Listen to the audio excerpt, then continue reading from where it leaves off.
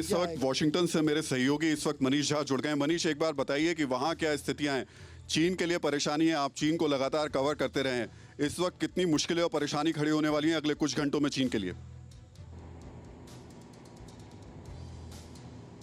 जी हाँ, बिल्कुल। देखिए, अब से कुछ घंटों के बाद आप कहें तो दुनिया को लेकर जो एक वैश्विक राजनीति है उसकी दशा और दिशा चेंज होने वाली है, क्योंकि प्रधानमंत्री नरेंद्र मोदी अब से ठीक लगभग 1-1.5 घंटे के बाद अपने होटल से निकलेंगे, व्हाइट हाउस जाएंगे। पहली बार उनकी व्हाइट हाउस में प्रेसिडेंट बाइडेन से मुलाकात होगी, वो एक पटकथा लिखी जाएगी और उसके बाद जब अमेरिकी समयानुसार 2 बजे क्वाड की मीटिंग होगी, उस मीटिंग में फिर तय होगा कि चारों देश मिलकर क्या करेंगे। लेकिन राहुल जी, यहाँ पर जो बात आप लोग कर रहे थे उसी में मैं एक ऐड करना चाहता हूँ। अक्सर भारत में ये डिबेट चलती है कि अगर क्वाड का मिलिट्री अलायंस नहीं है तो फिर इसका भविष्य क्या है।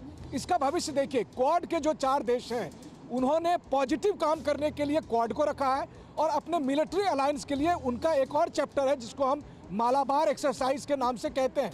अब बात यह है कि जब ये चारों देश क्वाड के प्लेटफॉर्म पर रहते हैं तब वो कहते हैं कि हम डेवलपमेंट की बात कर रहे हैं, हम सिक्योरिटी की बात कर रहे हैं, लेकिन जब वो मिलिट्री अलायंस के लिए यहाँ करते हैं। इसलिए मुझे लगता है कि अगर हम ये सोचते हैं कि क्वाड जो है वो सार्क की तरह या आसियान की तरह या किसी और दूसरे संगठन की तरह होगा, ऐसा नहीं होने वाला है, क्योंकि ये दुनिया की ज़रूरत है। अगर आपको चीन को रोकना है तो आपको क्वाड को एक्टिव करना होगा, लेकिन क्वाड को एक्टिव करने का मतलब ये नहीं है कि चारों देश के नेता मिलिट्री ड्रेस में रहें, बल्कि चारों देश इस बात को समझ रहे हैं कि हमें साथ साथ काम करना है।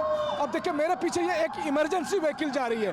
दुनिया के हालात इसी तरह के हैं कि एक इमरजेंसी सिचुएशन आ गई है जहां पर चीन का एक अधिनायकवाद चल रहा है। अगर आपको चीन को रोकना है तो आपको क्वाड को एक्टिव करना होगा। और आप ध्यान रखें कि ये कब से एक्टिव हुआ, जब गलवान की घटना हुई, जब चीन की सेना भारतीय सीमा पर पहुंची, उसके बाद से लेकिन आपके साथ में रोहित नहीं है। रोहित से पूछिए अमेरिका कितना इंटरेस्टेड है इस वक्त। अमेरिका कितना इंटरेस्टेड है, क्योंकि लगातार अमेरिका कह रहा है कि इसमें मिलिट्री एक्टिविटीज होनी चाहिए, वो लगातार इसकी वकालत कर रहा है।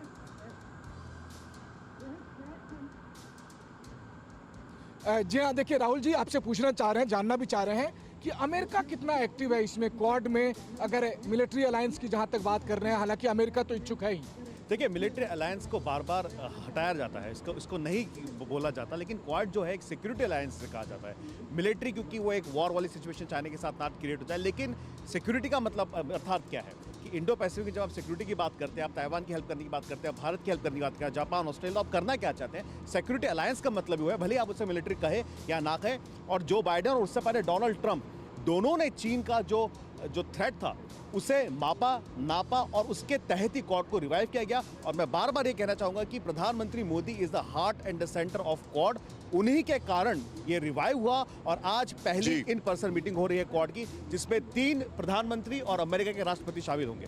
तो राहुल जी, जैसे हम लोग सूट बूट पहनकर यहाँ खड़े हैं लेकिन देसी आदमी है, उसी तरह से क्वाड भी है कि क्वाड में मीटिंग की बात की जाएगी, पॉजिटिव बात की जाएगी। लेकिन आप परवाह देश की, सोमवार से शुक्रवार रात 10 बजे TV9 भारतवर्ष पर।